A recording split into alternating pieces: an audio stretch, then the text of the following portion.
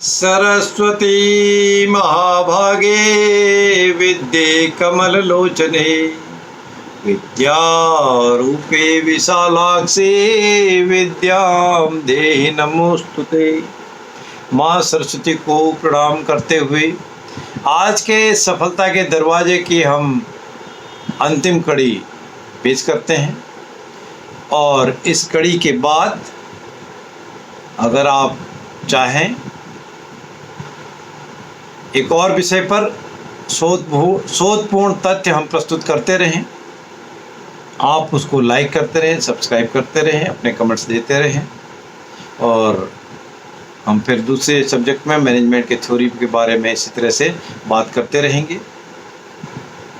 चलिए आज हम बात करते हैं सफलता के लिए हमको पूर्णता की प्राप्ति होनी चाहिए। पूर्णता का हमको अनुभव होता रहना चाहिए। कंप्लीटनेस, क्या कंप्लीटनेस है? क्या सफलता के दरवाजे के लिए कंप्लीटनेस है, पूर्णता है? इसलिए कहा कि ईश्वरीय सानिध्य, जो डिवाइन पावर है उसके नज़दीक हम पहुंच जाए, वही पूर्णता है। और उस पूर्णता से हमको आनंद की प्राप्ति होती है, हमारा मन आनंदित रहता है, हमको तृप्तता की प्राप्ति होती है, हमको संतुष्टि की प्राप्ति होती है। Nearness to the divinity completely gives utmost pleasure and satisfaction।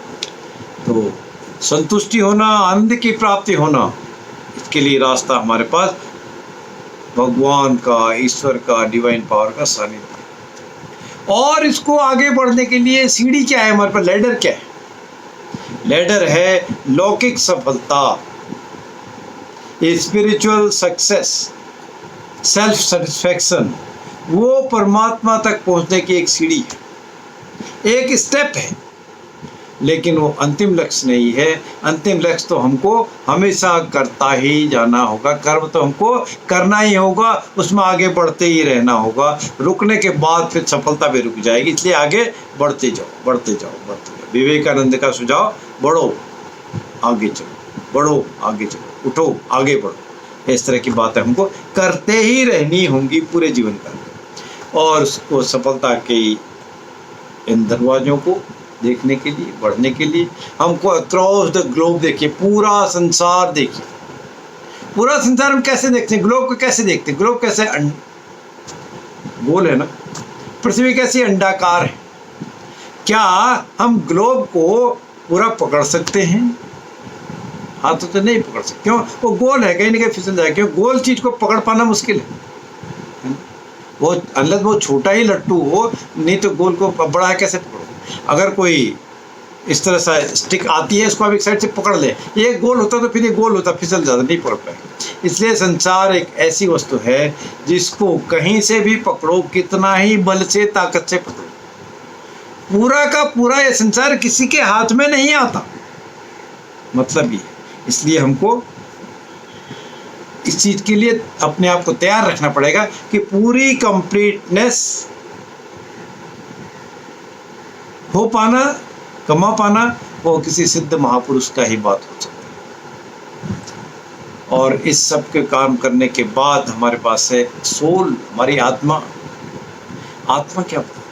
चाहे हम समृद्ध हों या विपन्न हों, विपत्तियों वाले, और ईश्वर संपन्न हो या विपन्न हो, यदि हम ईश्वर से, डिवाइन पावर से वंचित हैं तो हमारी आत्माएं भूखी, सूखी, रूखी ही रहेंगी, अर्थात अतृप्त ही रहेंगी। इसलिए उस भगवान पे, उस डिवाइन पावर पे अपने आप को समर्पित करो, अपनी आत्मा का भी ध्यान वहीं लगाओ, तभी संतुष्टि मिलेगी, तभी आपको ज्ञान प्राप्त होगा और सफलता तो वो अनायास मिलेगी ही। और फिर बात है वही ईश्वर की प्राप्ति। कैसे ईश्वर की प्राप्ति करें? ईश्वर की प्राप्ति के लिए हमको प्रार्थना करनी पड़ेगी, कर्म करने पड़ेगा, और उसके लिए हमको सदा युवा, ज्ञानी, सामर्थ्यवान, नित्य आनंदित रहने के कार्य करने होंगे।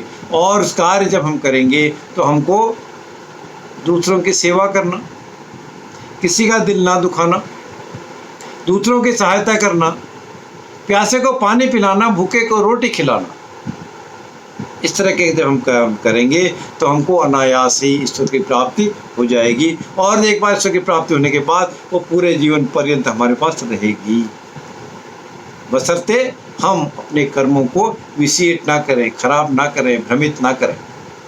और इस सब के लिए हमारा मन कैसा है? मन तो कुछ और कहता है, कर्म हम कुछ और कहते हैं। तो उसका भी हमको बैलेंस करना होगा, ध्यान रखना होगा, क्योंकि मोक्ष की ऊंची उड़ान, मोक्ष भी बहुत ज़्यादा लाग लपेट नहीं है, बहुत ज़्यादा लालच नहीं है, उसकी ऊंचाई की उड़ान सामर्थ्यवान मन से अगर हम विषय रूपी चर्चा करें, संबंध करें, मिथ्या विचार करें, तो वो हम अपने अविवेकपूर्ण व्यवहार से, सोच से, जो हमारा मन बहुत ही कीमती है, इसका निरादर कर रहे हैं, डिसरिस्पेक्ट कर रहे हैं, तो इसका ऊंची उड़ान, झूठी बातें ना करें, मिथ्या विचार ना करें, दूसरे को कष्ट ना पहुंचाएं, दूसरे के बारे में बुरा ना सोचें। तो इसलिए हम अपने मन को निरादर ना करें, मन को कंट्रोल में रखें। और सर्वस्व हर जगह है, सब जगह है, कौन है? वो भगवान है, वो ईश्वर है, वो डिवाइन पावर। इसलिए ईश्वर को सर्वशक्तिमान माने, उन पर बहुत कुछ छोड़ दें, निर्णय उन पर छोड़ दें, तभी हम उनको पा सकते हैं, तभी हम उनके नज़दीक आ सकते हैं। और सफलता, बात तो वही, सफलता में हम आगे बढ़ सकते हैं। और वही हमने अब जो शुरुआत की थी, हमने एक क्लास में बात की थी, अर्जुन को भगवान श्री कृष्ण का संदेश, कर्मण्येवाधिकारस्ते मा फलेषु कदाचन। कर्म में तेरा अधिकार है अर्जुन, फल की इच्छा मत कर, कर्म किए जा, फल की इच्छा मत कर, ए इंसान, ये है गीता का ज्ञान, ये है गीता का ज्ञान। इसलिए निष्काम भाव से कर्मों को करते जाओ, और फल तो आपको फिर उसके मिलेंगे ही। इसी को मोक्ष भी कहते हैं।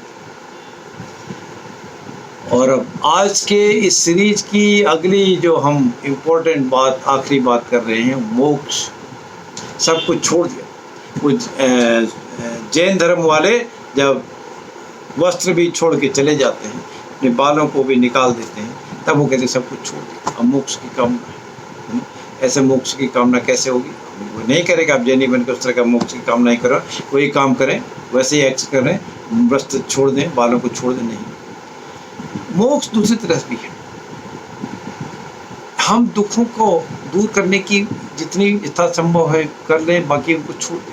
या किसी भी कार्य को जो संभव नहीं है, जिससे कष्ट होता है अपने को भी, दूसरे को भी, जिससे नुकसान होता है किसी को भी, उसको छोड़ दें, वही मोक्ष है। और उनको छोड़ देने से हम हर तरह के सभी मोक्ष को अपनाने से, दुखों से, कष्टों से, परेशानियों से मुक्त हो जाते हैं। ये हमारी सीख थी सक्सेस डोर की, डोर टू सक्सेस की, सफलता के दरवाज़ों की।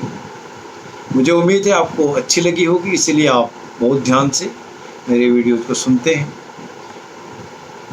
अगली कड़ी हम किसी एक और नए सब्जेक्ट में लेके आएंगे। तब तक के लिए धन्यवाद। हाँ, मेरा YouTube channel doctor Lalit Pant को सब्सक्राइब करें। मेरे वीडियोज़ को आप निरंतर देखते रहें। डॉक्टर ललित पंत के नाम से आप YouTube पर देख सकते हैं। बहुत सी ज्ञान विज्ञान की, अध्यात्म की, मैनेजमेंट की, धर्म कर्म की बातें हम करते रहते हैं, उसको आप देखें। हाँ, हर रविवार को 9 बजे यदि आप फेसबुक पर लाइव होते हैं, तो फेसबुक पर लाइव मैं हर रविवार को होता हूँ। उसमें कभी धर्म, कभी कर्म, कभी मैनेजमेंट, कभी थॉट, कभी प्रोग्रेस के लिए, कभी समाज के लिए, कभी अपने लिए, कभी भले के लिए, कभी और किसी गुणकारी पथ्य के लिए, कार्य के लिए, कर्म के लिए हम बातें करते हैं। आप उसको ज्वाइन कीजिए, मेरे वीडियोज़ को भी ज्वाइन कीजिए। धन्यवाद।